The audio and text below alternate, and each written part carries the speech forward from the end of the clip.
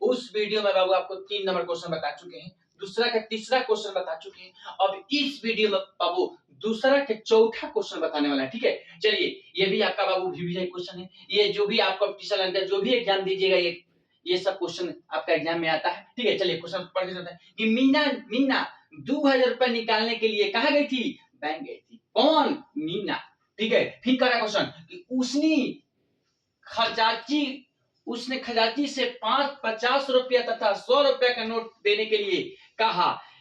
कौन कहा? मीना कहा। तो मीना के कुल 25 नोट प्राप्त किए, तो ज्ञात कीजिए कि उसने 50 रुपया और 100 रुपया के कितने नोट प्राप्त किए। ठीक है, मैंने 50 रुपया का नोट और 100 रुपया का नोट कितने प्राप्त किए, ये क्वेश्चन बोल रहा है। ठीक है, चलिए क्वेश्चन लिखेंगे बाबू कि माना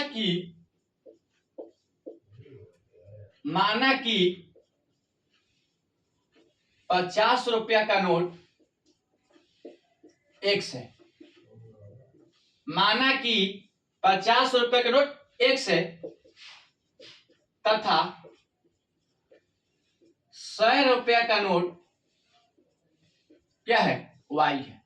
माना कि 50 रुपया का नोट X है तथा 100 रुपया का नोट Y है। नहीं, फिर क्वेश्चन कर रहा है कि 50 रुपया का तथा 100 रुपया का नोट कितने थे?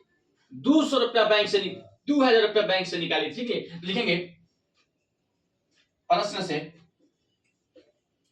50x प्लस 100y बराबर क्या? 2000। नहीं, अब क्या करेंगे बाबू, इसमें हम 50 कॉमन ले लेंगे तो क्या बच गया? x बच गया प्लस 2y बच गया, नहीं बराबर। अब क्या करेंगे बाबू, अब इसको 2000 जेम करते हुए लिख देंगे। नहीं, अब चलिए अब क्या करेंगे बाबू, एक सेक्शन कटा देंगे। नहीं, 5 का 20 40 हो गया। मतलब कि लिख देंगे बाबू कि x प्लस 2y बराबर क्या आ गया? 40। समीकरण नंबर क्या आ गया बाबू? फर्स्ट हो गया। नहीं, अब क्वेश्चन कह रहा है कि मीना के कुल 25 नोट प्राप्त किए। मतलब कह रहा है कि जितना, मतलब कि आप जितने 50 रुपए का नोट माने हैं और 100 रुपए का नोट जो माने हैं, उसका मीना का कुल कितना नोट थे, कितना कुल प्राप्त हुआ? 25 नोट प्राप्त हुआ। मतलब कि लिखेंगे बाबू कि मीना को हम लोग मिला करें, आप 50 रुपए नोट कितना माने हैं? X माने हैं। ठीक है, प्लस 100 रुपए नोट कितना माने? Y माने हैं। तो x प्लस y बराबर क्या हो जाएगा? 25। x प्लस y बराबर नोट प्राप्त हुआ। मतलब कि x प्लस y, मतलब जितना 50 रुपए का नोट माने हैं, जितना 100 रुपए का नोट माने हैं, उसका दोनों का लिख कर और बोला कि 25 रुपए नोट, मतलब कि बराबर 25 नोट। नहीं, तो समीकरण नंबर क्या हो गया? अब क्या करेंगे बाबू, अब लिखेंगे कि समीकरण नंबर 1 में से समीकरण नंबर क्या? 2 को घटाने पर, ये सारा क्वेश्चन, जितना क्वेश्चन हम बना रहे हैं, ये सारा विलोपन विधि से क्वेश्चन बन रहा है। ठीक है, कौन सा विधि बन रहा है? विलोपन विधि बन रहा है। चलिए, तो समीकरण 1 क्या है बाबू, लिखेंगे कि x प्लस 2y बराबर 40। नहीं, अब है x प्लस y बराबर 25। क्या करेंगे बाबू? घटा देंगे। ये आपका माइनस हो जाएगा, ये माइनस हो गया, माइनस x कट गया।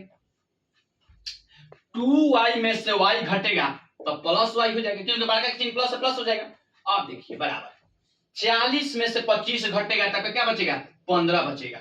नहीं, तो लिख देंगे बाबू कि इसलिए y बराबर क्या आ गया? 15 आ गया। y बराबर बाबू क्या आ गया? 15 आ गया। अब क्या करेंगे बाबू, अब रखेंगे कि समीकरण नंबर फर्स्ट में y का मान रखने पर, समीकरण फर्स्ट क्या है बाबू? x प्लस 2y बराबर 40। तो x प्लस 2 और कुछ नहीं तो गुना। चलिए, x प्लस 2y बराबर क्या है? 40 है। तो x प्लस जेम करते हैं, 2 जेम करते हैं, यहाँ पर कुछ नहीं तो गुना, गुना दे दिए। y के मान कितना है? 15 है। 15 और 40 जेम करते हैं। नहीं, अब लिखेंगे कि x प्लस 15 दूनी 30 बराबर 40। नहीं, इसलिए x बराबर 40 माइनस 30 बराबर कितना आया? 10 आया। 40 माइनस 30, तो लिख देंगे बाबू कि 50 रुपया का नोट कितना प्राप्त हुआ? 50 रुपया का नोट 10 प्राप्त हुआ और 100 रुपया का नोट 15 प्राप्त हुआ। लिख देंगे कि 50 रुपया का नोट, 50 रुपया का नोट कितना प्राप्त हुआ? x बराबर कितना है? 10। ठीक है, तथा